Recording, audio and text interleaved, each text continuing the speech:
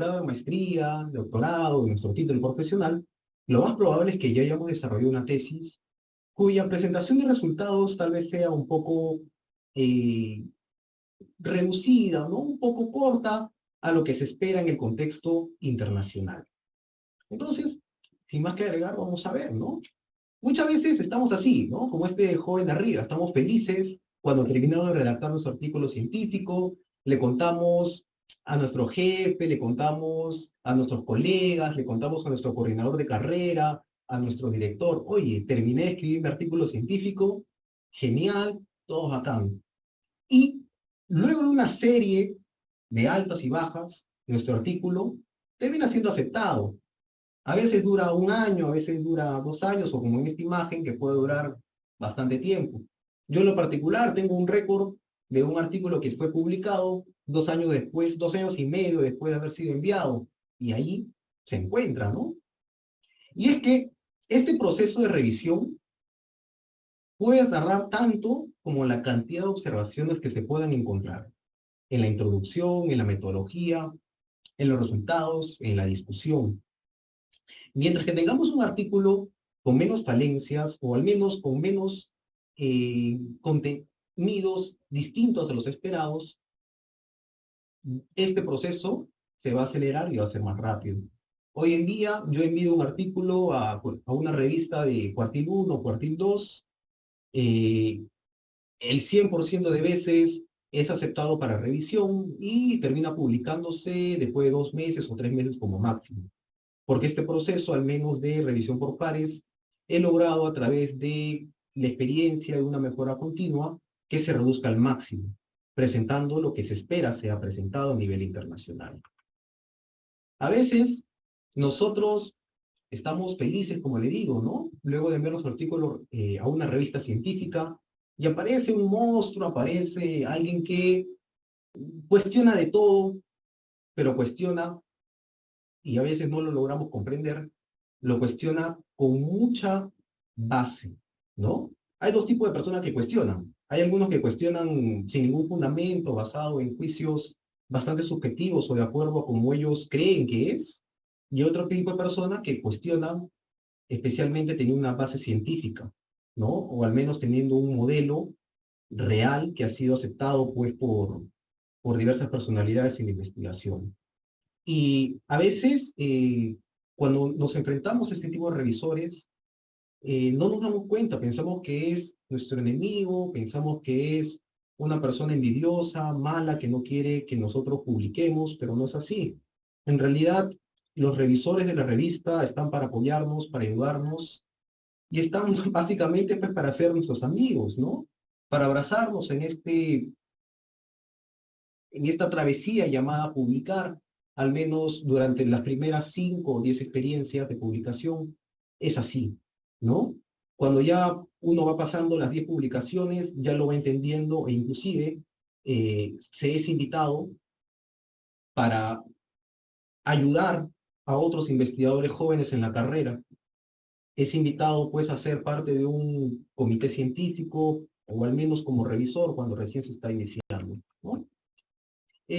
Lo que sucede a veces es que nosotros pensamos que a lo que estamos acostumbrados es lo que todo el mundo espera que se presente. Y no es así. Cuando acepté dar esta presentación, ¿no? Un tema que usualmente no expongo, yo usualmente soy invitado para exponer sobre vigilancia tecnológica, sobre búsqueda de base de datos, etcétera. Me dijeron, profesor, usted tiene que exponer sobre resultados porque muchas de las falencias de los colegas que van a publicar a una revista científica de alto nivel es precisamente los resultados. Están muy acostumbrados a presentar resultados como los que se ven en esta imagen, ¿no? Donde el mismo resultado se repite hasta 3 veces, y esto es verdad, ¿no? Y esto de acá es la tesis de doctorado, ¿no? La tesis de doctorado de una universidad licenciada. Se tiene unos resultados descriptivos, una tabla bidireccional, ¿no? Siempre, casi siempre, pocas veces nunca, con un n y un porcentaje. Ese resultado se vuelve a repetir en un gráfico de barras y nuevamente las mismas opciones bueno, las mismas opciones con el N y el porcentaje. Y debajo se vuelve a tener la interpretación diciendo nuevamente las categorías, el porcentaje. Acá felizmente no dicen nunca, pero se vuelve muy repetitivo y muy aburrido al leer. Esto probablemente sea válido para un trabajo de pregrado, ¿no? O un trabajo, pues, claro, de pregrado, no necesariamente conduciendo a un diploma. Sin embargo, a nivel internacional, esto de aquí es una de las principales causas de un desk reject, o sea, de un rechazo automático. Ese tipo de rechazos en los cuales uno envía un artículo científico a una revista y te lo responden 2 o 3 días después diciendo muchas gracias por tu contribución, el artículo es novedoso, sin embargo no tiene la originalidad o no tiene la rigurosidad esperada. Este de acá es una de las causas por las cuales, al menos yo, cuando soy editor de una revista, así tenga ya el visto bueno de revisores, de pares revisores, sea rechazado. Porque se siente que en vez de presentar información relevante que permita el crecimiento de la temática de estudio, se siente como que solamente se quieren llenar páginas. Y eso no es lo adecuado. ¿Ok? Entonces, ¿no? Así como, es lo mismo, ¿no? Es lo mismo, así como la imagen acá del hombre araña señalándose 3 veces. Si bien es cierto, la investigación no debería tener cadenas, no debería estar delimitada a una estructura fija, sino muy por el contrario, debería ser lo más flexible posible. Y fruto de ello es también que las revistas Q1 y Q2, que son las de más alto nivel en Scopus, no tienen una estructura delimitada, permiten que el autor sea lo más flexible posible. Lo que siempre se recomienda es alinearse y tener un propio checklist o una lista de cotejo antes de enviar un artículo científico con sus resultados y discusión a una revista. Existen, estimados amigos, varias declaraciones que a modo de una lista de cotejo nos permiten saber si es que cuenta o no con lo mínimo esperado a nivel internacional para concluir que un artículo está completo o que tiene lo que se espera que tenga. Por ejemplo, para estudios aleatorizados, ¿no? Hay uno que se llama Consort, para estudios observacionales. Seguramente esto lo conocerán eh, con un alto nivel los profesores que son de ciencia de la salud, ya que comenzó allí. Seguramente también los de psicología, bueno, ciencia de la salud también. Pero hay una gran falencia en lo que son ciencias empresariales, ingenierías y tal vez, ¿no?, las otras ciencias relacionadas pues a las ciencias sociales. En cierta medida, lo que más está empleado al día de hoy en revisiones sistemáticas es la metodología PRISM, ¿no? Creo que por allí tenemos algunos buenos profesores que saben de esto y lo aplican para las revisiones sistemáticas. Sin embargo, también existen algunos checklists muy empleados. Por ejemplo, acá tengo lo que es el STROBE, ¿no? Que es algo muy, pero muy empleado en lo que es la ciencia de la salud. Uno basta con escribir STROBE y aquí va a salir qué es, ¿no? Es una metodología que permite el fortalecimiento de los reportes de estudios observacionales, al menos en epidemiología, pero ya con el paso del tiempo se ha ido empleando a lo que es casi todas las ciencias sociales, con ciertas adaptaciones, obviamente. Aquí están la lista de cotejo, ¿no? Los checklists, ¿no? Por ejemplo, para estudios transversales, aquí está, se descarga el checklist y cualquier persona puede ver qué es lo que se espera, ¿no? Por ejemplo, en el título y en el resumen, indicar el diseño del estudio con un término comúnmente empleado en el título o en el abstract. Nosotros, por ejemplo, acá en Vallejo, cuando tenemos dos variables, le agregamos un término, ¿no? Y su relación con, para indicar de que es un estudio correlacional. O, y su influencia, y su impacto, incidencia, para indicar de que es un estudio explicativo. Igual, estas cosas que digamos que son conocimientos generalmente aceptados, tienen su fundamento en este tipo de eh, checklist, ¿no? O listas de cotejos. Uno tiene que usar alguno de estos, o al menos se recomienda muy fuertemente que se utilice uno de estos para poder saber qué cosa debería contener mi artículo científico y no dejar nada fuera de ello. A mí la semana pasada unos profesores de una carrera de ciencias empresariales me dijeron, profesor, revísame mi artículo científico y así para mandarlo. ¿Y qué pasaba? Su introducción tenía como 3 páginas de puros antecedentes, pero no tenía justificación, no tenía eh, pregunta de investigación. Y yo, profe, ¿qué pasó? ¿Se olvidó? Y me dijo, sí, uy, me olvidé. Tanto tiempo que le dediqué a los antecedentes y me olvidé de eso, ¿no? Entonces, se requiere siempre una lista de cotejo sobre todo lo que debe de tener un artículo científico, ¿ok? Para estudios, como le digo, comenzó en epidemiología, pero para estudios en realidad de ciencias sociales se puede utilizar el STROBE con ciertas adaptaciones, ¿no? Con ciertas adaptaciones. Al menos yo no me voy a enfocar hoy día en lo que es lo que debería contener la introducción y los métodos. Ya podría ser para otra, eh, para otra ponencia, pero lo que sí me voy a enfocar es en los resultados y en la discusión. Pero no lo voy a hacer de acuerdo con el STROBE, sino que lo voy a hacer con un una lista de cotejo que ha salido hace poco más de un año, en tiempo de pandemia, en el año 2021, que no está en este listado. ¿Por qué voy a hacerlo con ello? Porque nosotros, cuando me puse a revisar el RENATI, me di cuenta que la realidad peruana es totalmente distinta a la realidad internacional. Nosotros, primero que nada, eh, casi el 90 o el 85% de las tesis que están en Internet, en RENATI, son hechas en base a encuestas, lo cual está muy bien, ¿no? Nosotros tenemos que aprovechar las fortalezas que tenemos en nuestro país.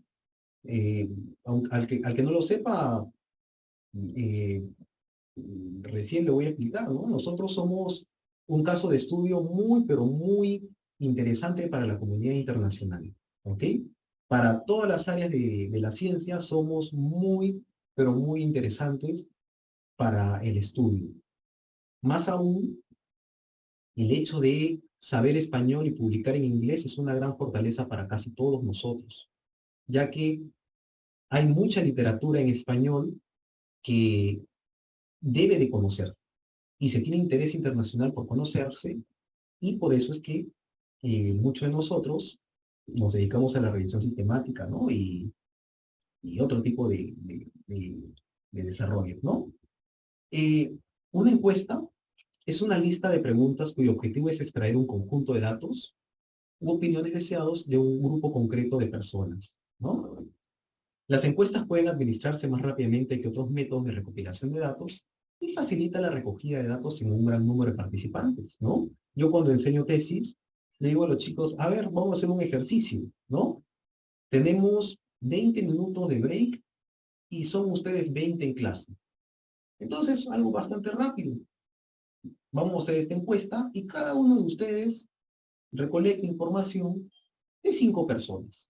5 por 20 estudiantes, 100 respuestas, y con eso ya tengo un artículo científico a la mitad.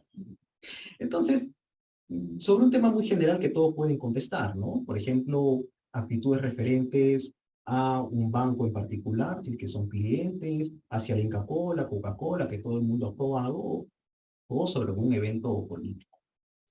Las encuestas pueden realizarse por teléfono, por correo, cara a cara, o en línea mediante programas y aplicaciones web, ¿no? Eh, entonces, eh, existen, como les comenté, diversos protocolos, ¿no? Para emplear.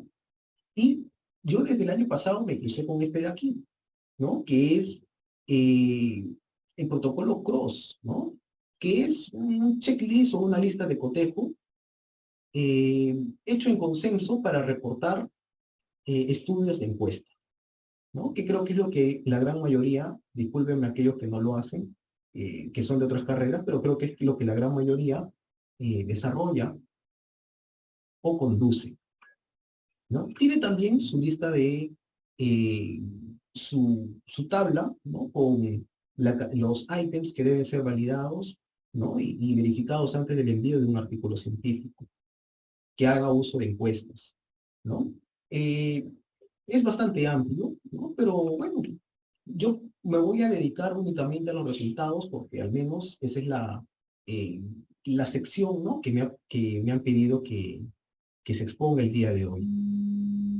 Aquí tienen que darse cuenta de que todo tiene que ser lo más transparente y claro posible, ¿ok? Una de las características principales de un estudio que se va a publicar y se va a divulgar a la comunidad científica es que se pueda replicar o que se pueda verificar o validar. Por lo tanto, la sección de metodología tiene que ser, y discúlpenme si me voy al otro tema, pero tiene que ser lo más transparente posible. No se trata con decir que el estudio fue de tipo aplicado, nivel correlacional, diseño no experimental, corte transversal, y etcétera, etcétera, etcétera. No se trata de repetir y citar por allí a unos autores, ¿no? Como Hernández Sampieri, que todo el mundo en Perú lo cita. No, uno tiene que ser un poco, bueno, ir un poco más allá, ¿no? Quitarse estos conocimientos que ha aprendido en pregrado, posgrado, y leer sobre cómo es a nivel internacional este fortalecimiento de la metodología y fortalecimiento de los resultados, ¿ok? Entonces, vamos a ver qué es lo que debería contener, ¿ya? Y te lo voy a explicar punto por punto, qué es lo que debería contener los resultados, ¿ya? Con algunos ejemplos reales y también con algunas explicaciones del por qué, ¿ok?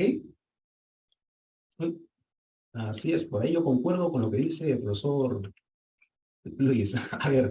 A ver, nos dice primero que en la sección de resultados debe indicar el número de participantes en cada fase del estudio. Considere un diagrama de flujo si es posible. Describa las razones de la pérdida de participantes en cada fase. Ojo, estamos hablando de encuestas. Presente ratio de respuesta y entregue información que defina cómo se determinaron respuestas únicas en caso sea necesario. ¿Qué es lo que sucede? Nosotros cuando presentamos un proyecto de investigación para que sea aprobado, lo hacemos con los mejores ánimos posible y asumiendo de que todo el mundo me va a contestar. Asumiendo también de que todos van a estar felices de colaborar con el estudio y que no va a haber ningún problema, ¿no? Sin embargo, en la vida diaria no es así. Yo puedo el día de hoy, tengo 383 participantes, conmigo uno más, yo puedo el día de hoy enviar un pequeño link pidiendo a ustedes que me respondan una encuesta y es probable que el 100% no me responda. Es probable que me responda el 90%, 95% o 10% si es que simplemente se han conectado para la asistencia y se han ido a ver televisión. Las buenas intenciones que se presentan antes de recolectar datos difieren muchas veces con los resultados reales que van a salir una vez que yo aplique esta encuesta. Entonces, hay una amplia diferencia entre lo que se presenta y lo que se va a obtener. Entre comillas, lo que se va a obtener, se suele colocar en la metodología, pero también es posible colocarlo como resultados de acuerdo con esta metodología CROSS, ¿no? Entonces, acá hay un ejemplo, mira cómo podría ser. De la muestra de 105 bares y tabernas detalladas por la Municipalidad de La Victoria, yo vivo en La Victoria, vivo acá en Puente México con Vía Expresa, 3 establecimientos ya no funcionaban como tales. y 9 se localizaban en restaurantes, quedando entonces 83 negocios elegibles, ¿no? Cuando yo presenté el proyecto y en mi metodología coloqué que iba a encuestar a los trabajadores de 105 bares de la Municipalidad de La Victoria, ¿qué pasó? En los resultados yo declaro de que de esos 105, 13 ya no funcionaban. La municipalidad los había clausurado o se habían ido a la quiebra, menos borrachitos en tiempo de pandemia. Y 9 se convirtieron en restaurantes.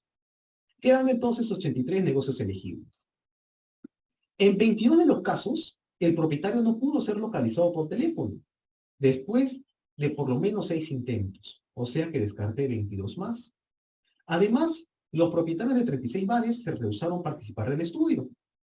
Como resultado, quedaron disponibles 25 bares y tabernas que participaron en el estudio, los cuales empleaban a 124 camareros. 67 de ellos trabajaban por lo menos 24 horas a la semana, siendo elegibles para el estudio. ¿Vieron cómo de algo tan grande que yo tenía pensado trabajar se va a ir reduciendo, ¿no? Por causas ajenas a lo que yo quería, ¿no? Por causas ajenas a lo que yo deseaba. Puede ser tal vez a conveniencia, en realidad, vamos a ver. Finalmente, la encuesta fue presentada a 54 de los camareros en horario diurno, los cuales fueron la población elegible. De ellos, 53 completaron la encuesta, o sea, el 98%. Pueden ver, entonces, lo que yo inicialmente planeaba que iba a pasar, finalmente fue reduciéndose a una cantidad de encuestados que en cierta medida, ¿no? En cierta medida se hace necesario reportar. ¿No les parece a ustedes bastante sospechoso cuando un estudiante te dice encuesté a 256 trabajadores de la base de datos y los 956 me contestaron? Oiga, durante esta conferencia yo he recibido 2 llamadas a mi celular y no las he contestado. Entonces, estas cosas suceden, ¿no? Estas cosas suceden con mucha frecuencia. Yo estoy ahorita en un nuevo departamento y he tratado de llamar a Poventa y no me ha contestado. A lo mejor el número extraño, ¿no? Entonces, siempre sucede eso. Y créanme que si nosotros mismos nos damos cuenta de esta extrañeza en una tesis, imagínense en un trabajo científico, en un trabajo que se vaya a publicar.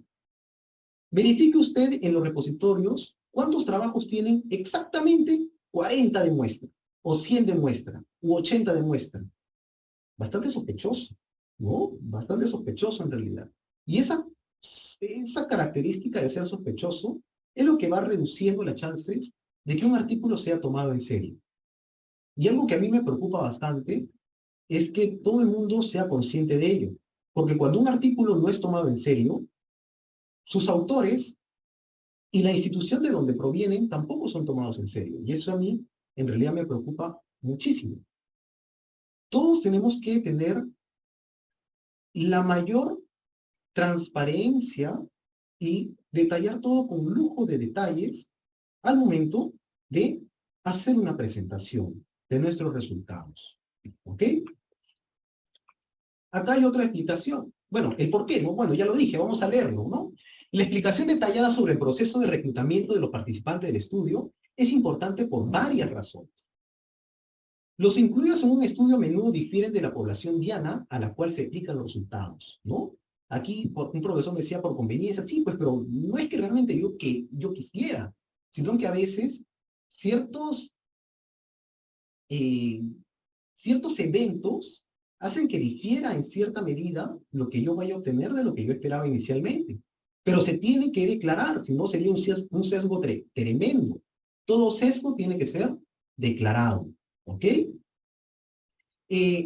Esto puede resultar en estimaciones de la prevalencia o la incidencia que no reflejan lo que ocurre en la base poblacional.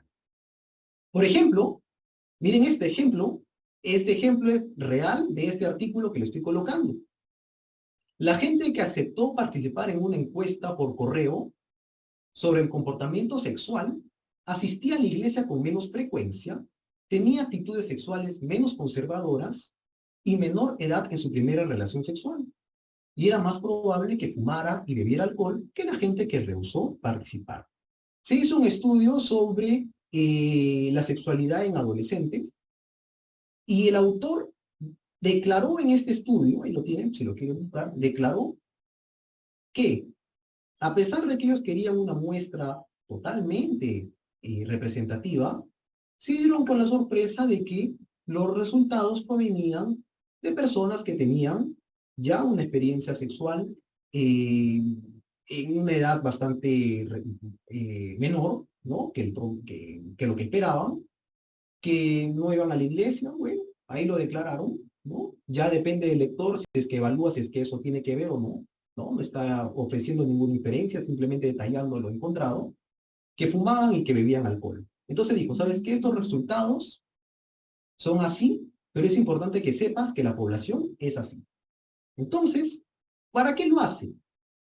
Nuevamente, lo hace para declarar cualquier sesgo que puede existir y para declarar también las características de la población, porque es parte de los resultados conocer un poco sobre la población.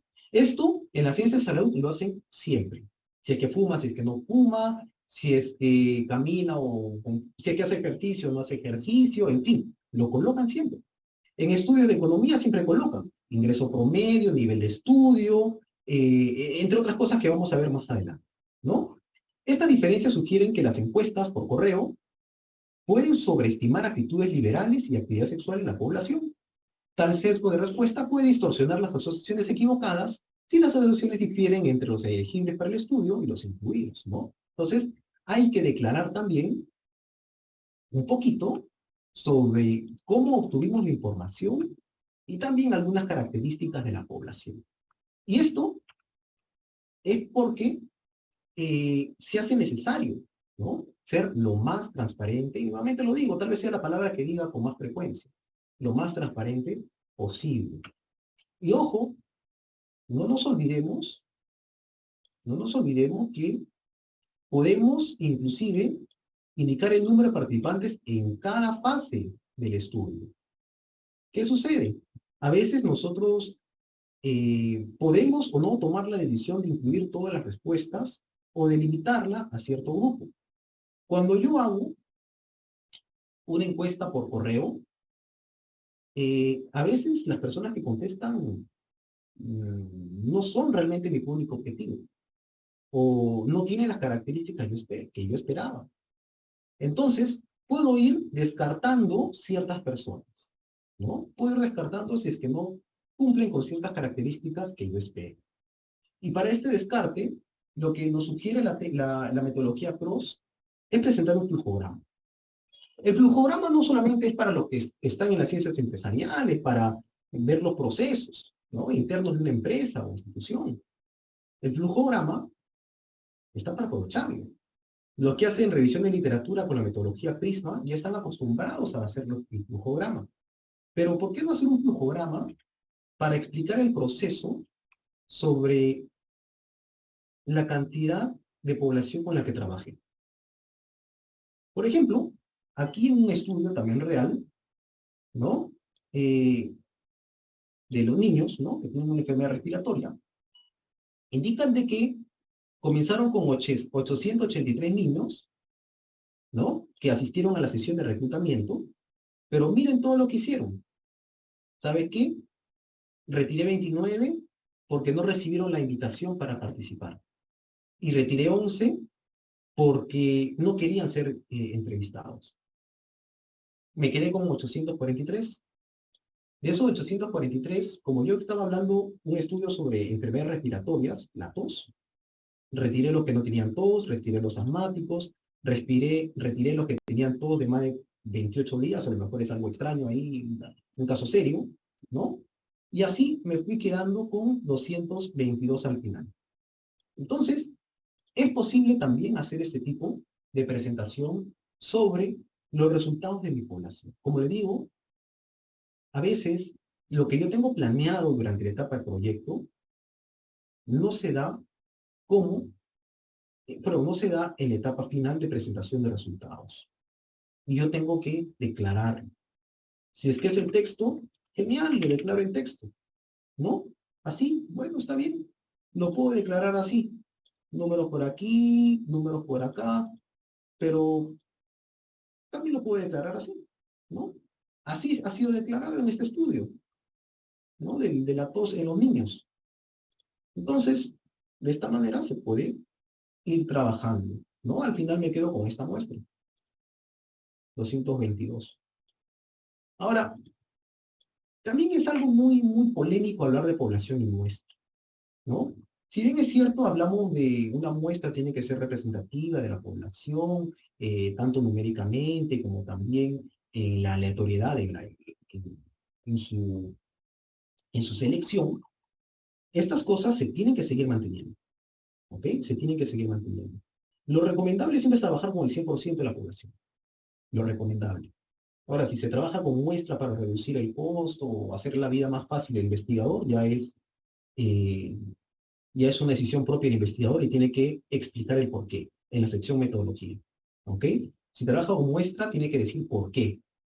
Y si que trabaja con una muestra, el 95% de confianza, 5% margen de error, 50% de chance de que responda como yo no quiero y 50% de chance de que responda como yo quiero, con un valor Z de 1.96, tiene que explicar el por qué.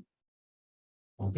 Eso también es importante y es una de las causas por las cuales un artículo científico al ser enviado rebote más de una vez. Todo tiene que explicarse el por qué. Mientras más transparente sea, y lo vuelvo a decir, es mejor y las chances de que sea aceptado con rapidez también van a ser incrementadas. ¿Ok?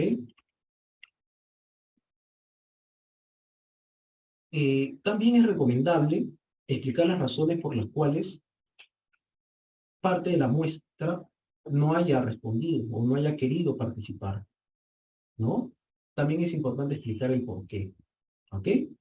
Ahora sí, una vez que pasamos por esta sección que, como le digo, algunos lo meten en la metodología y otros sí lo presentan como resultados, ya viene ya lo que estamos acostumbrados. Los resultados descriptivos y los resultados inferenciales. Lo que curiosamente lo llaman estadística básica, estadística avanzada, cuando yo pienso que es descriptivo e inferencial, ¿no? Decir básico aplicado es como decir inglés básico o aplicado, o inglés básico o intermedio, ¿no? Que también es algo extraño. Tenemos entonces que presentar los resultados descriptivos. Eh, esta, esta, este checklist de Cross indica de que se debe describir las características de los participantes en el estudio. ¿Ok? Por ejemplo, sus características demográficas, clínicas y sociales. En información sobre las exposiciones y los posibles factores que podrían generar alguna confusión, algún sesgo. Se hace necesario siempre detallarlo. Muchas personas indican, ¿no? Tu tesis debe tener dos instrumentos. Un instrumento para tu variable 1 y un instrumento para la variable 2. Pero en realidad se necesitan tres instrumentos. Dos instrumentos para las variables y otro para conocer un poco sobre las características de la población. No es lo mismo, no es lo mismo, por ejemplo, los sentimientos de pertenencia a una institución para los trabajadores en general que los trabajadores en una institución donde todos tienen o donde la gran mayoría tiene más de 30 años trabajando. No es lo mismo la motivación laboral en una institución, perdón, cuando la muestra sean jóvenes, que cuando la muestra sean adultos. A veces estas cosas tan simples se obvian, ¿no? A veces estas cosas tan simples suelen obviarse y no se aprovechan, ¿ok? Lo más valioso de una encuesta es la oportunidad de ser respondido y aprovechar al máximo, ¿no? Y recolectar toda la data posible. Yo digo a mis estudiantes que no solamente pregunten sobre sus variables, es una tesis de marketing. Pregunta el sexo, pregunta nivel de estudios, pregunta ingresos promedios, pregunta dónde viven, Si es que son de provincia, pregunta de qué provincia, o pregunta si es que son migrantes, de qué país vienen. ¿Por qué? Porque esos datos me van a servir a mí como lector para poder conocer un poco sobre los estudios. Y cuando haga discusión más adelante, poder saber el por qué hay resultados tan alejados o por qué hay resultados tan cercanos teniendo poblaciones distintas, ¿no? Recuerdo por allí, en otra universidad, un profesor hizo un estudio sobre el orgullo que tiene en trabajar en esa universidad nacional. Y los resultados salieron totalmente distintos a los de otro profesor que era del mismo departamento académico. ¿Y qué pasó? Que un profesor encuestó a docentes en general, ¿no? En general, y otro profesor encuestó únicamente a docentes que tienen tiempo completo y dedicación exclusiva. ¿Qué sucede?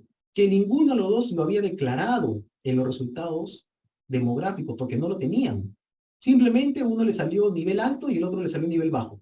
Y los dos habían hecho estudios en la misma facultad. ¿Qué sucede? A pesar de que no lo declararon en una conversación que tuvimos por el aniversario de esta escuela, uno de ellos dijo, bueno, yo lo tengo alto porque yo encuesté únicamente a los que son nombrados a tiempo completo, dedicación exclusiva. Y el otro lo había indicado bajo porque este orgullo era porque era un profesor que trabajaba en 4 o 5 universidades a la vez, entonces no era su fuente principal de ingresos tampoco. Se necesita describir las características de los participantes. Siempre, ¿no? Siempre. Entonces, más allá de los criterios que hayan utilizado, lo que se requiere es que se busque y se detalle las características de la población. ¿Ok? Se busque. Si es que es un profesor que lo hizo con profesores, perdón, si es que es un estudio que se hizo con todo tipo de profesores, que se diga. Y si es que es un estudio en el cual solo se consideró la plana docente que está en planilla, que se diga. Pero se tiene que indicar. ¿Ok?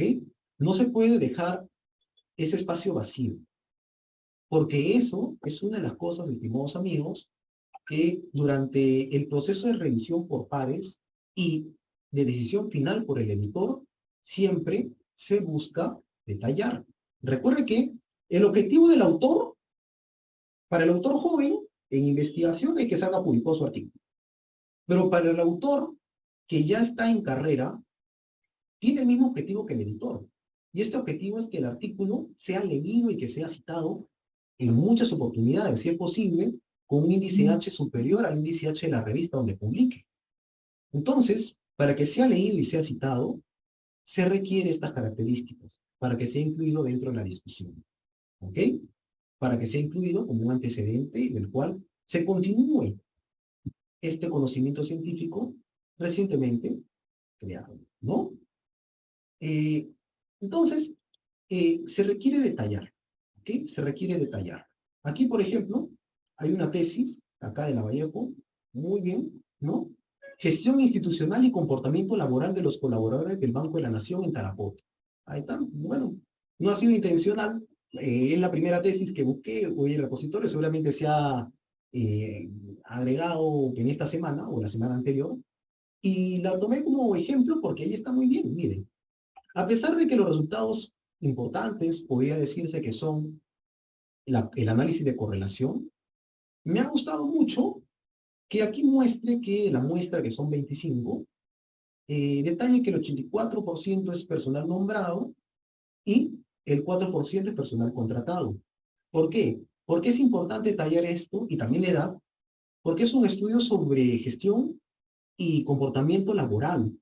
Entonces, el lector, yo en esta oportunidad que estoy leyendo, me digo, los resultados son altos o son bajos porque hay bastante nombrados, ¿no? Y mira, la edad promedio 40, 50 años, ya, tal vez, tal vez. Pero eso va a servir para que otra investigación tome en serio este estudio y no solamente discuta los resultados de análisis de correlación, sino que también pueda indicar y decir, ¿sabes qué? Si bien es cierto este estudio en este banco casi todos eran nombrados. Mi estudio en el banco BCP, casi todos eran contratados a parcial, con contrato de 3 años y renovable, con contrato de 3 meses y renovable.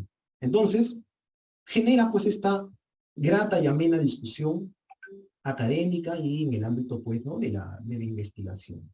Ojo, se debe de declarar todo, se debe de indicar todo lo que consideres relevante relacionado a las variables y que esté relacionado, pues, ¿no? También a las variables, algunas características demográficas, algunas características clínicas, si es que es salud, algunas características sociales. Algunas personas dirán, esto no es importante, porque no saben. Es sumamente importante, nuevamente, porque permite la discusión académica. Uno hace una investigación porque encuentra un pequeño vacío en la literatura que tiene que ser llenado o que tiene que ser tapado. Pero a veces este pequeño vacío en literatura es llenado en un puntito. Cuando se reconoce que la contribución académica es buena, pero que faltan más estudios. Y ese reconocimiento se da al hacer este tipo de análisis. ¿Ok? Permite saber más sobre el estudio. Acá hay otro ejemplo. Este de acá es de acá de la casa, ¿no? Aquí está, no sé si esté por aquí, la profesora Lusitani Becerra, Mónica Meneses por ahí, dice que está, que escriba hola en el chat.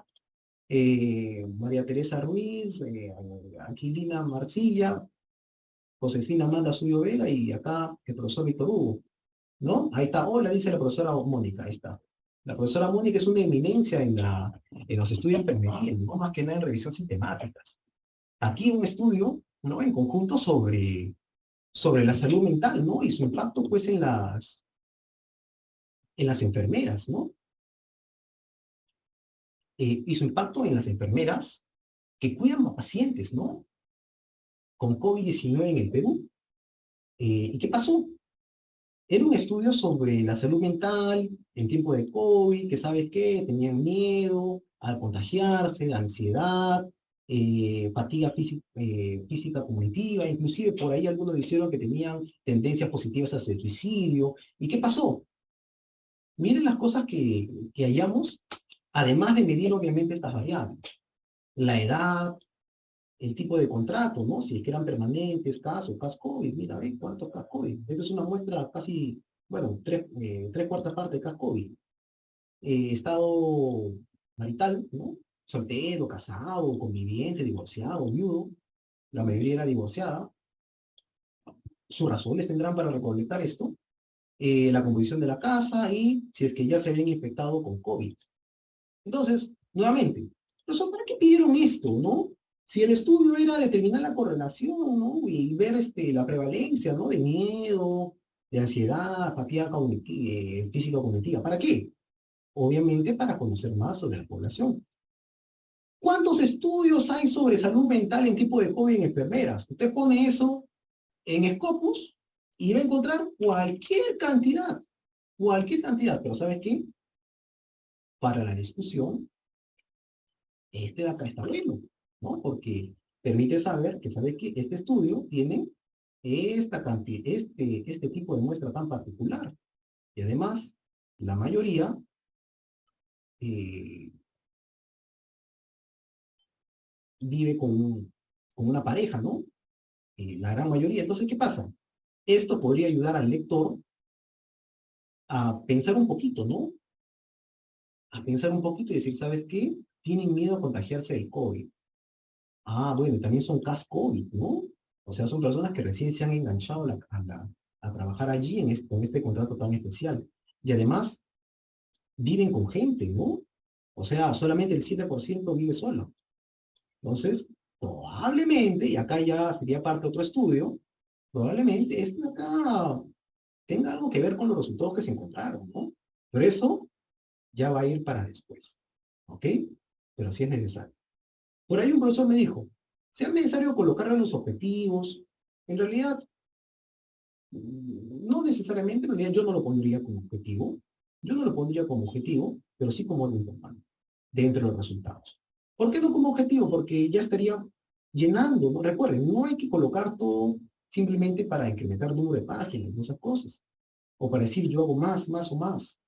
Esto es simplemente unos resultados para poder saber la composición de la muestra, para poder, más adelante, para que el lector sepa un poquito sobre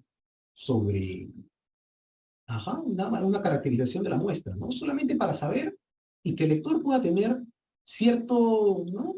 Ciertas prenociones sobre qué tipo de población se trabajó, ¿no? Si es que el día de hoy yo pongo fear, nurse, COVID, me van a salir, no sé, COVID-19, me van a salir un montón, 742 artículos, ¿no? Y todas las experiencias en China, un estudio, bueno, cualitativo. Aquí está, el burnout, la ansiedad, depresión y miedo en enfermeras de COVID, ¿no?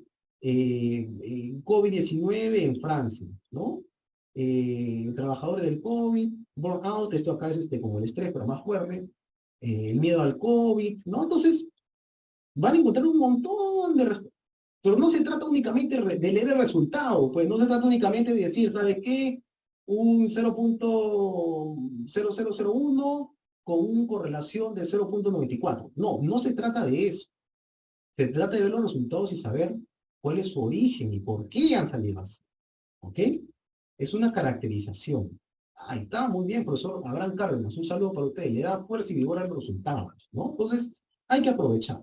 ¿Ok? Si es que estamos entrando a décimo ciclo o a noveno, hay que aprovechar y hay que incorporar estos tipos de resultados, ¿no? Al menos la edad, podemos nosotros delimitar un rango de edad. Si es que es una empresa del sector público, muy importante colocar el tipo de contrato, ¿no?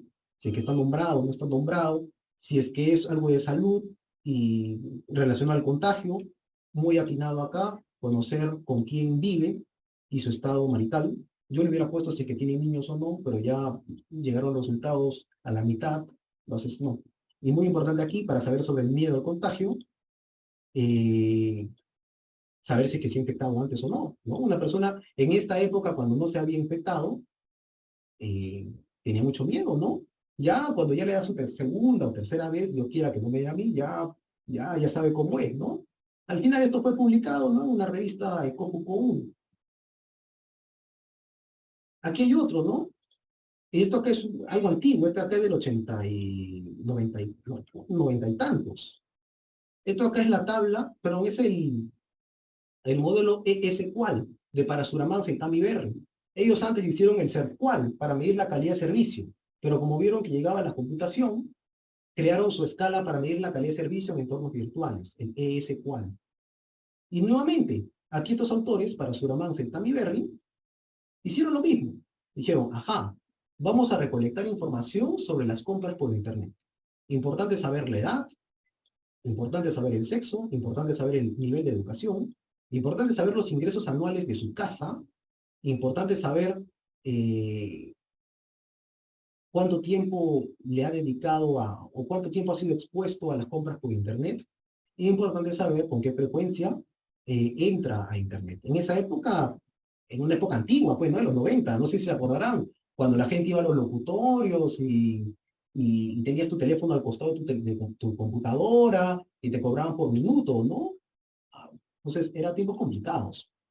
Entonces, eh, esto de aquí se hace necesario presentar. ¿Ok? Claro, si es que quieres tener mayor transparencia en tus resultados y si es que quieres dar un trabajo de calidad. ¿Ok? No se trata únicamente de poner tabla 1, nivel alto, medio, bajo con su porcentaje. Tabla 2, 3, 4 y cuando cabe mi correlación. No. Podemos presentar más. Podemos presentar más no con la intención de incrementar páginas, sino con la intención de que nuestro paper sea atractivo. Ojo, el objetivo del autor joven es que se publique, pero el objetivo del autor que ya está en carrera es no solo que se publique, porque si es que no la aceptan, se la pierden y se envía a otro lado. El objetivo del autor que ya está en carrera y también de los editores es que una vez que sea publicado, sea citado. Y que luego de ser citado, sea ampliamente divulgado, ¿ok? Como este trabajo de aquí, que me parece que tiene casi 100.000 citas, el ES-Qual, distinto al SERF-Qual, ¿no? Que tiene como 1.000.000 en Google Scholar. Pero así es, ¿no? Ese es el objetivo, ¿ok? Ese es el objetivo. Por eso que también autores jóvenes prefieren publicar cosas, publicar en lugares donde se publique rápido, ¿no? Revista de Venezuela, de Cuba, de India, ¿no? Ya cuando estás en carrera, buscas ya una revista que te exija y que luego de esa exigencia permitas tener un artículo bien evaluado. Explicación, ¿por qué? ¿No? Mucho de ellos, ¿no? Eh, ¿Qué sucede? ¿Por qué? Los lectores necesitan la descripción de los participantes del estudio y sus exposiciones para juzgar la posible generalización de resultados. Ojo, juzgar la posible generalización de resultados. Estamos muy acostumbrados a decir, ¿sabes qué? Todo estudio correlacional o explicativo, predictivo, inductivo, todos los estudios que tengan hipótesis y que tengan una muestra ¿no? Que represente la población, se puede generalizar. Es correcto, pero eso depende de el lector. Si es que yo el día de hoy leo un artículo que no me dice nada sobre la calidad de servicio online de un producto en particular, yo lo voy a leer, pero no voy a estar seguro si es que eso es aplicable o no a la muestra con la cual yo quiero trabajar. Tengo que tener datos, caracterización de la muestra. De lo contrario va a ser un poco complejo, ¿no? Entonces, no es necesario, pero yo les recomiendo que vayan, ¿no? Perdón, como objetivo no es necesario, ¿ok? Pero puede ir, puede ir. Eh, Aquí ya le dejo a cada uno de ustedes, ¿no? Su polémica. Como le dije al inicio, no hay una estructura fija de tesis o de artículo científico. No hay. No hay que tener restricciones, pero tampoco hay que llegar al extremo, pues, de lo que esté muy cargado o muy guachapo. Si es que nuestros objetivos son analizar una correlación en los estudios correlacional, yo no le pondría como objetivo caracterizar a la población de estudio. Eso yo lo pongo como un resultado solamente para el lector, para que el lector sepa cuáles son sus características. ¿Ok? Hay que dar información, o bueno, esto permitirá saber un poco sobre los posibles confesores, incluyendo, se consideraron y cómo se, confusores es acá, confusores. Un ratito, acá, un ratito, confesores, confusores. Ahí está.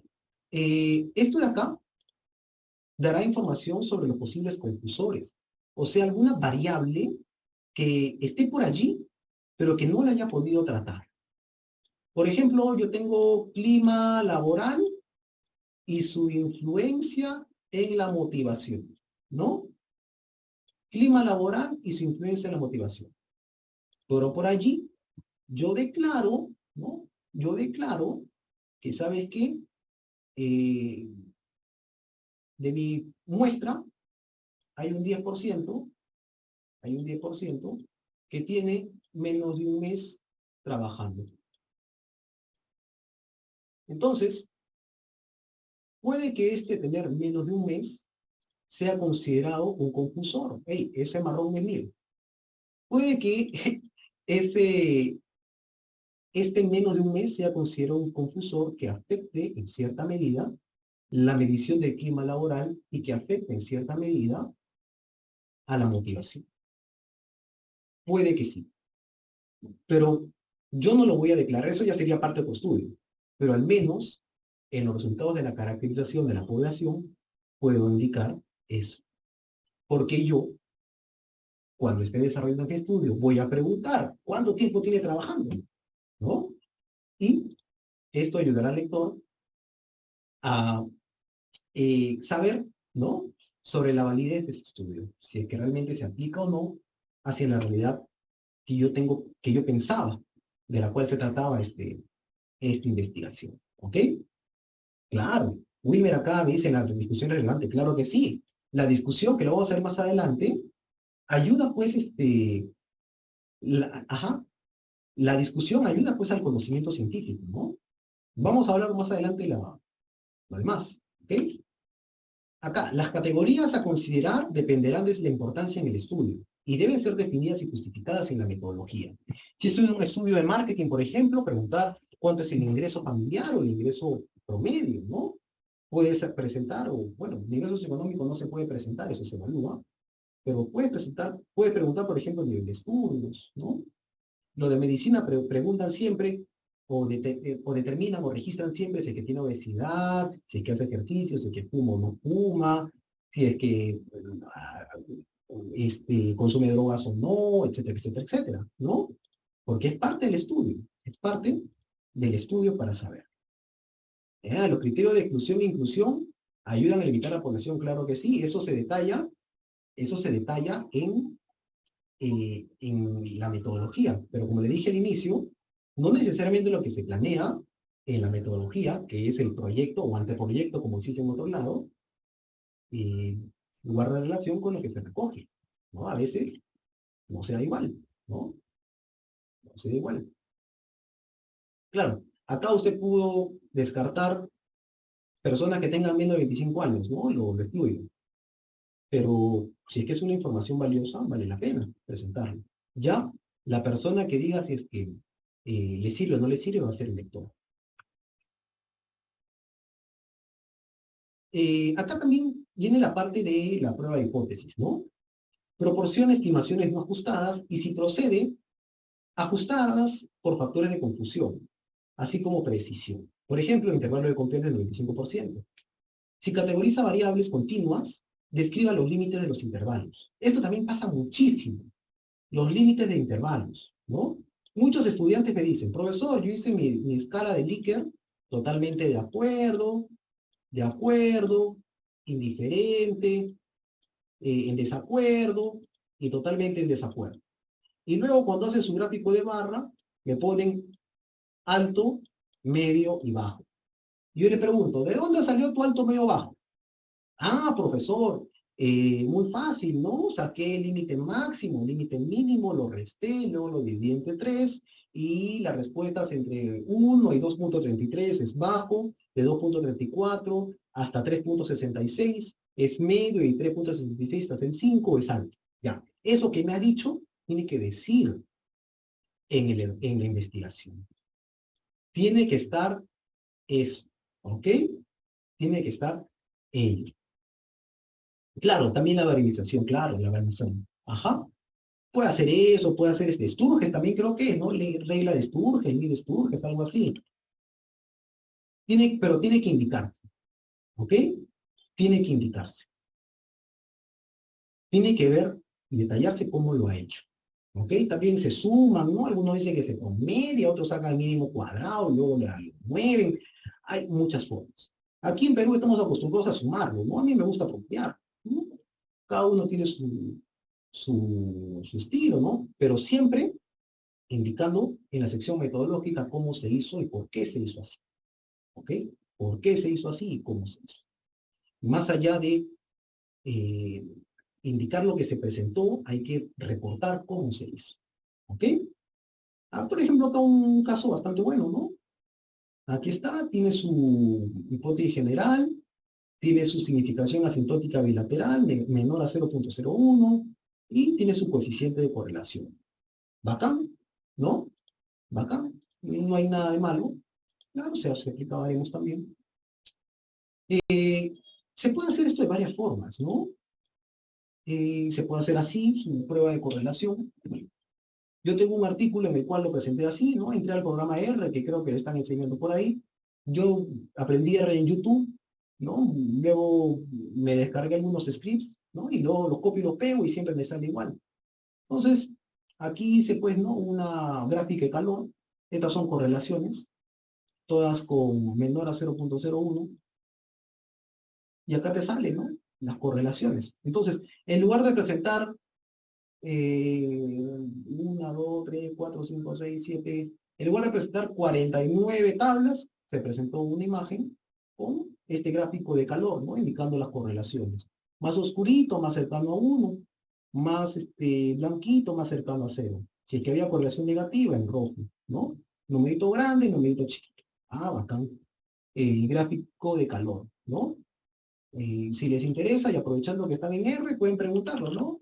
Heat plot, core plot, core plot. Creo que era así, core plot. Ajá, ahí está. ¿No? En varios modelos, esto acá se cambia el script y se convierte en circulito, cuadradito, ¿no? Que mitad, que triángulo, de todo ahí. También hay que buscar. El que quiere, busca y aprende. ¿No? A mí, esto acá también se hace, bueno, hay de todo. Pero es mejor que estar presentando, pues, ¿no? Esto acá es demasiado abusivo. Pero hay de todo. ¿Ok? Hay de todo.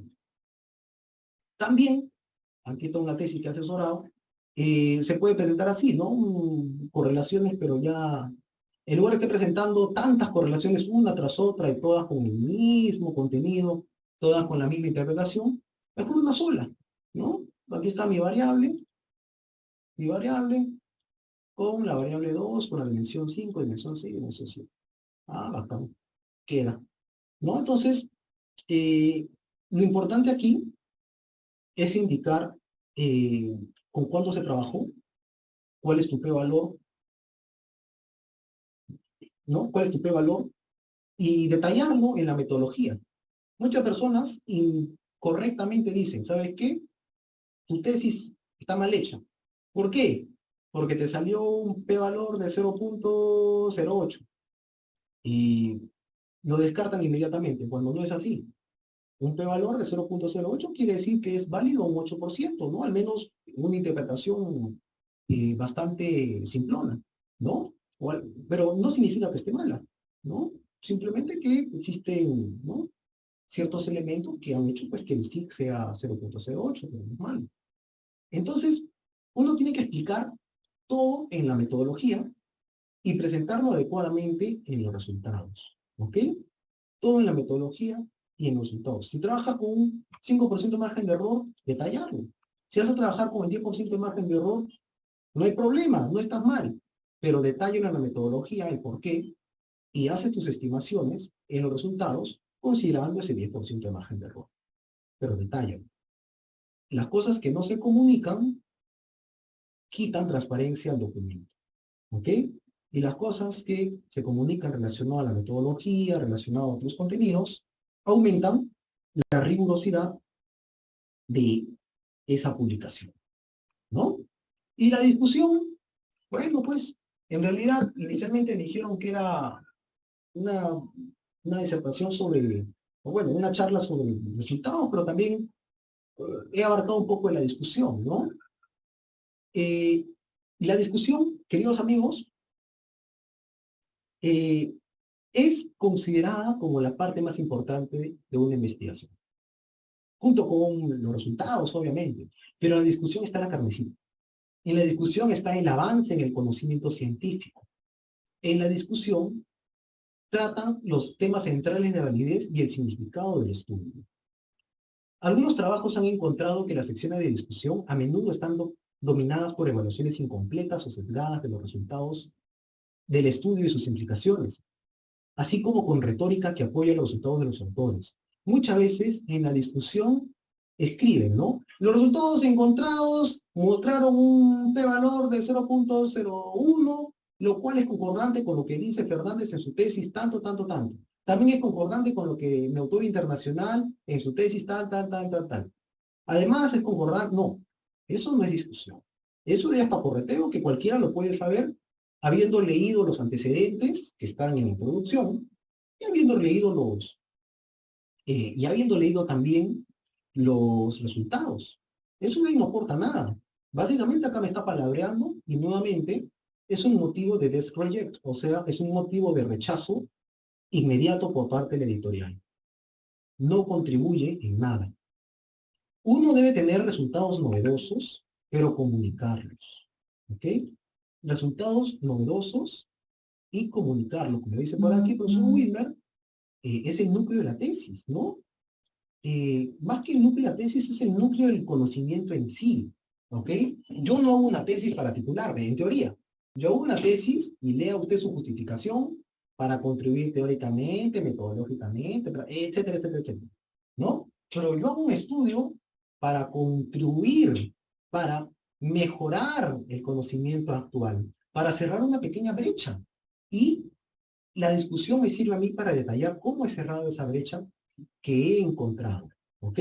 Hay un artículo de un tipo de justificación, ¿no? Que habla un poquito sobre el tipo de justificación científica, ¿no? Bueno, es un artículo mío, eh, publiqué hace un par de años, 3 años ya, ¿no? Que bueno, en sus buenos tiempos tenía 9.000, 10.000 descargas, ahorita ya está en 3.900, bueno, estamos a un mes corto, pero estoy seguro que nuevamente en época de estudios va a regresar a sus 10.000, 9.000 descargas, ¿no?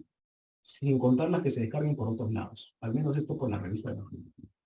Entonces, eh, es importante la discusión porque me permite a mí conocer, perdón, declarar cómo he cerrado esa pequeña brecha en conocimientos y además qué es lo que voy a hacer para que el lector sepa, perdón, y cómo el lector puede saber cómo puede contribuir para ayudar a cerrar esa brecha de conocimientos. ¿Ok?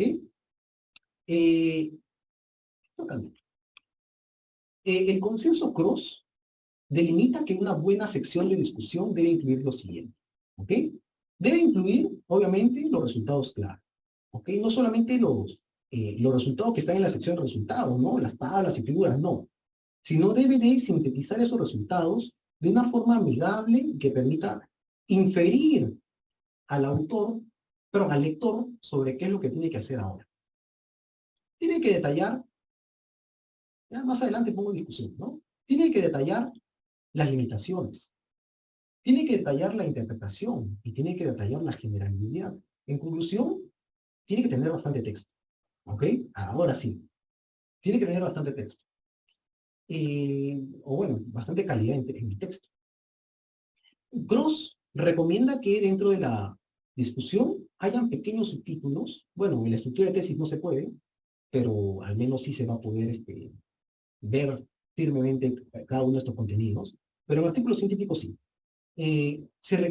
Recomienda que haya un pequeño subtítulo sobre resultados clave, main findings, me dicen, resultados principales, un pequeño subtítulo sobre limitaciones, limitations, un pequeño subtítulo sobre interpretación y un pequeño subtítulo sobre la generabilidad, ¿no?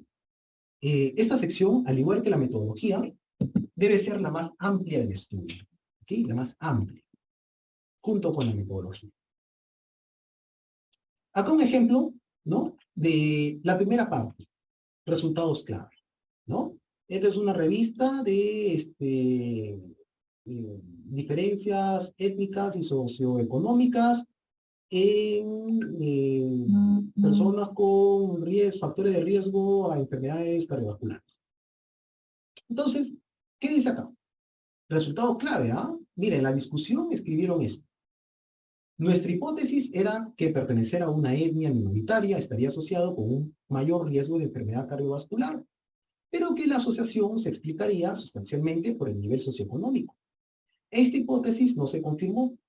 Después de ajustar por la edad y por el nivel socioeconómico, siguieron existiendo diferencias altamente significativas en el índice de masa corporal, la presión sanguínea, la diabetes y la inactividad física entre mujeres blancas y las mujeres de raza negra, así como las mexicaamericanas, ¿no? Además, encontramos grandes diferencias en los factores de riesgo para las SB, enfermedades cardiovasculares, por nivel socioeconómico.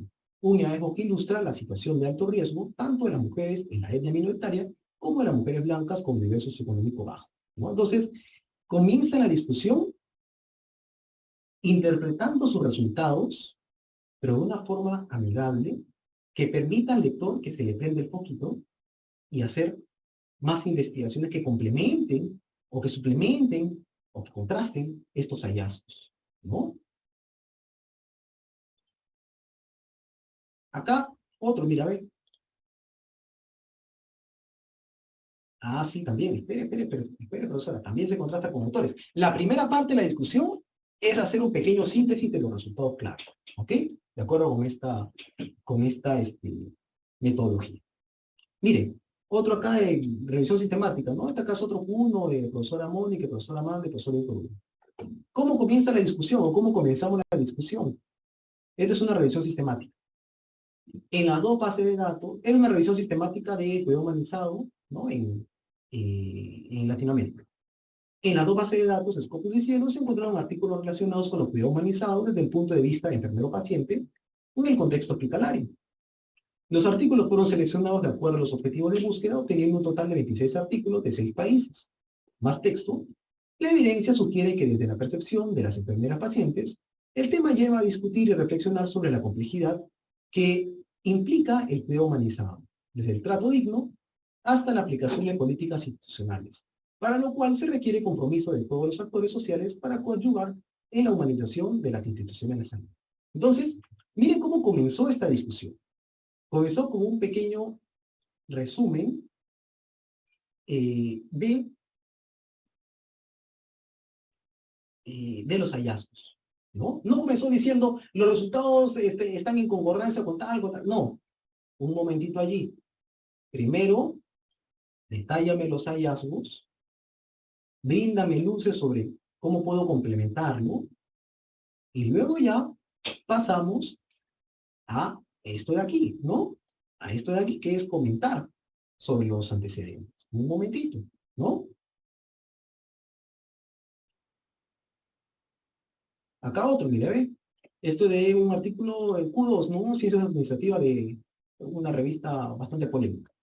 El objetivo de este artículo es encontrar formas de apoyar sistemáticamente el desarrollo de la competencia empresarial de los alumnos en todos los niveles educativos, centrándose en responder a dos preguntas: ¿qué incorpora la competencia emprendedora? Y cómo se puede apoyar, enseñar a aprender, el desarrollo de la competencia emprendedora, complementando la investigación previa sobre preguntas por qué y cómo en la educación emprendedora. Para ello se introdujo un modelo de competencia emprendedora integral que muestra cuál debe ser el contenido, enfoque y aprendizaje. Entonces, haz un pequeño resumen de los resultados clave en tu introducción. Luego ya viene el siguiente paso. Recuerden que son 4, ¿va? Resultados clave, limitaciones, interpretación y generalidad, ¿no? Entonces, ¿por qué, no? ¿Por qué, profesor? ¿Por qué ponemos un pequeño resumen de los resultados clave? Es una buena práctica comenzar la discusión con un breve resumen de los principales hallazgos del estudio.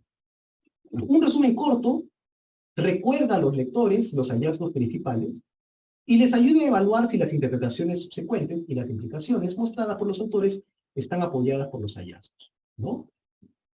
Ayuda al lector a recordar un poco, ¿no? A recordar un poco sobre cómo se debe, pero sobre los resultados y si es que estos son lo que el autor esperaba al inicio, ¿no? El proyecto, y además si es que requieren ser complementados con otras investigaciones más adelante. Una vez que ya presentaste los resultados clave en la discusión, puedes continuar hablando sobre las limitaciones del estudio. Discuta las limitaciones del estudio, teniendo en cuenta posibles fuentes de sesgo o imprecisión. Razone tanto sobre la dirección como sobre la magnitud de cualquier posible sesgo. Recuerda, mientras más transparente, mejor, ¿no? Mientras más transparente, mejor.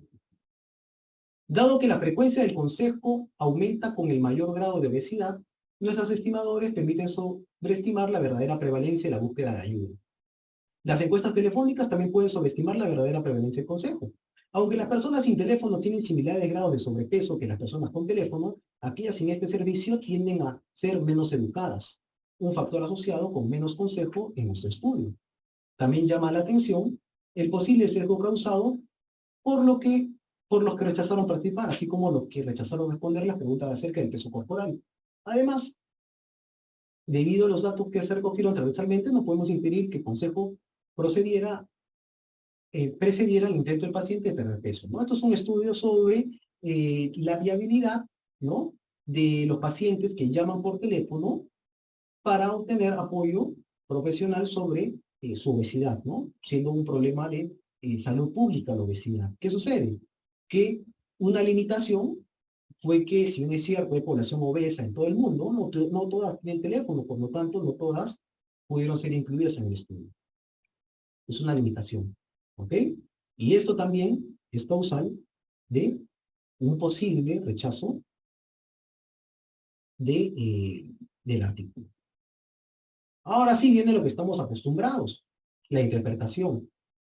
Proporcione una interpretación global prudente de los resultados considerando los objetivos, limitaciones, multiplicidad de análisis, resultados de estudios similares y otras pruebas empíricas relevantes. Acá ya viene lo que estamos acostumbrados, discutir con mis antecedentes.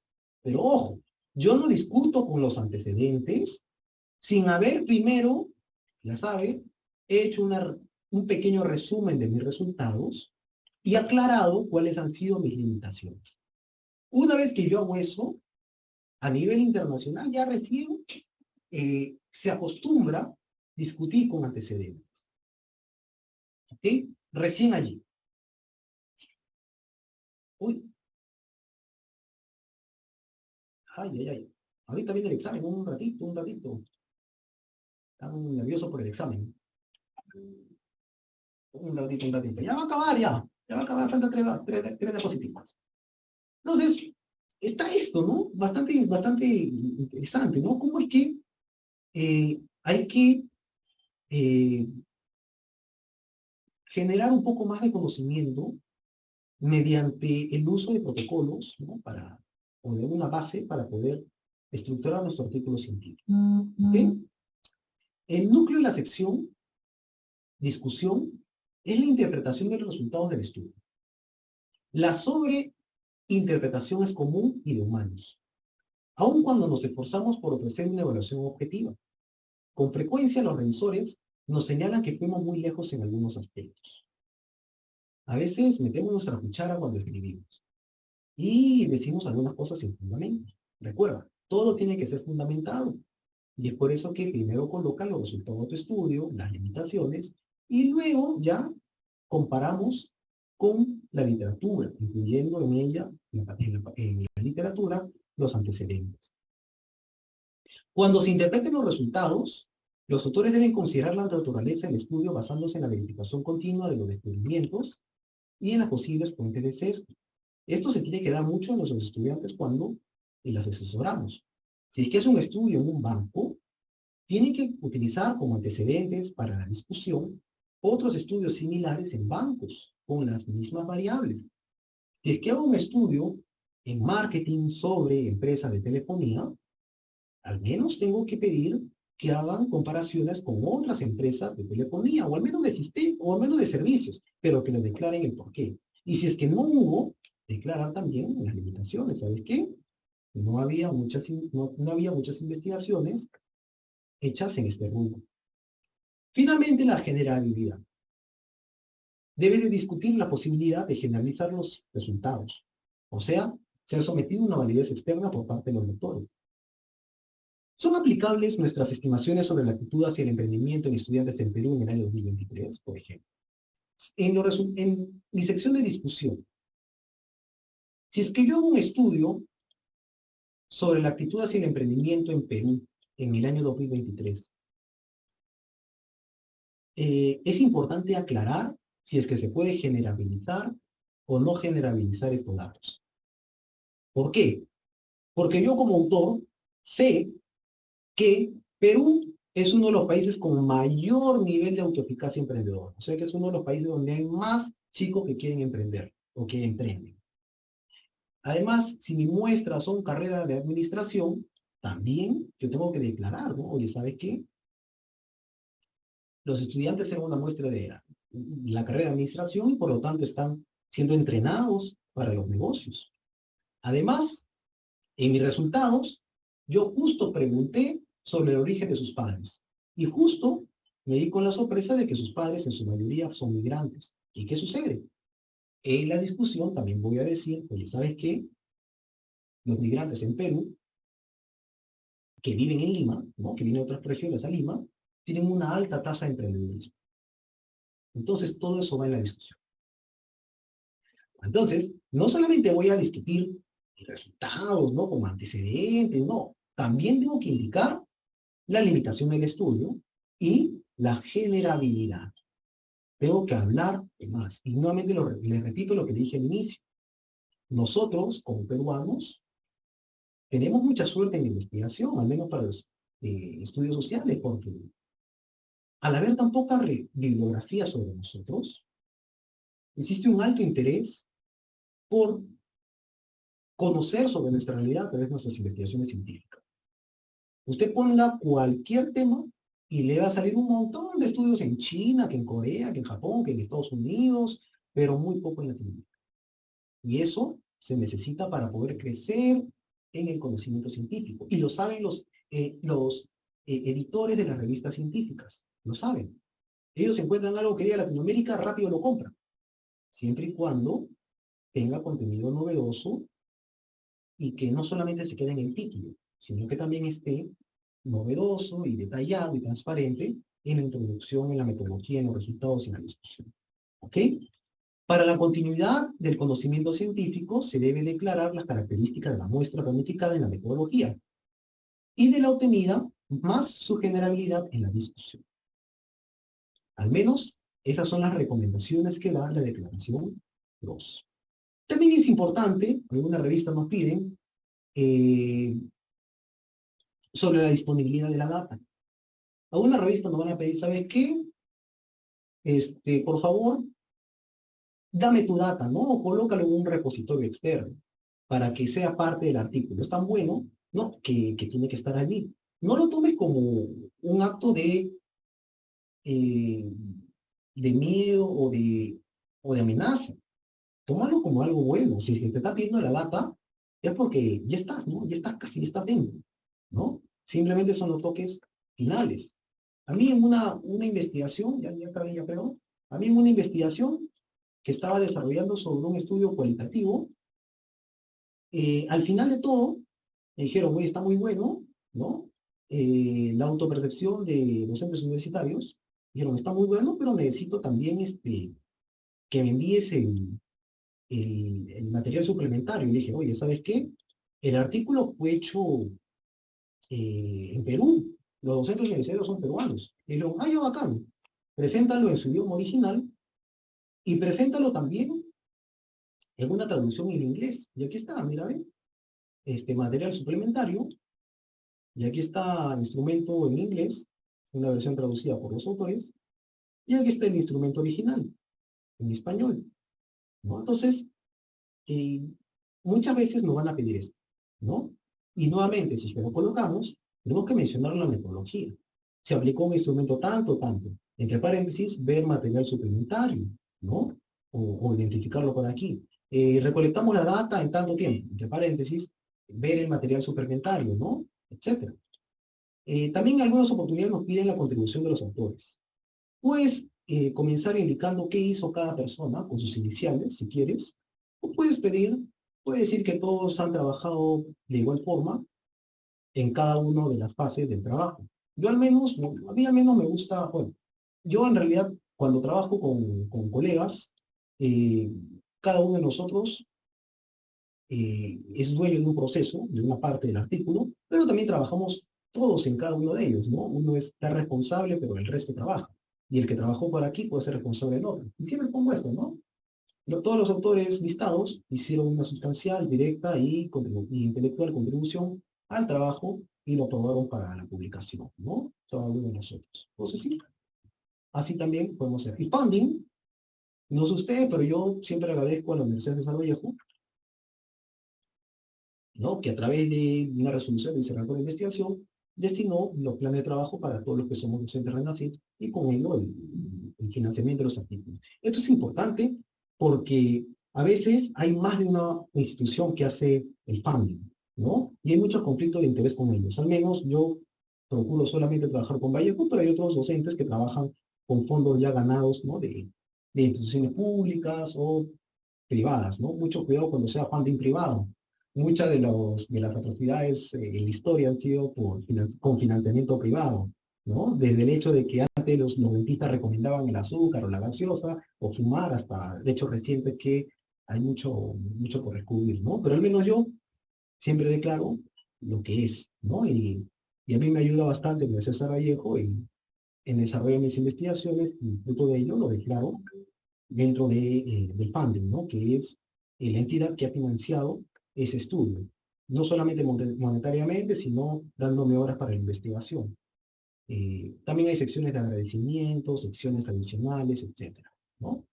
Bueno, eso de ahí sería todo en realidad, ¿no? Con esta presentación. Espero que les haya gustado. He visto bastante discusión académica, ¿no? Lo cual es bueno. A veces entro, cuando la exposición está interesante, hay mucho chat, ¿no? Entonces, quedo satisfecho. No sé si es que hay alguna consulta, si es que haya también tiempo. No sé, me dirá ahí nuestro amigo y estimado moderador. Uy, Muchas Roberto. gracias, Víctor Hugo. Interesante la ponencia del día de hoy. Creo que ha quedado sumamente claro. Hay muchas preguntas. He visto algunas consultas ahí por el chat.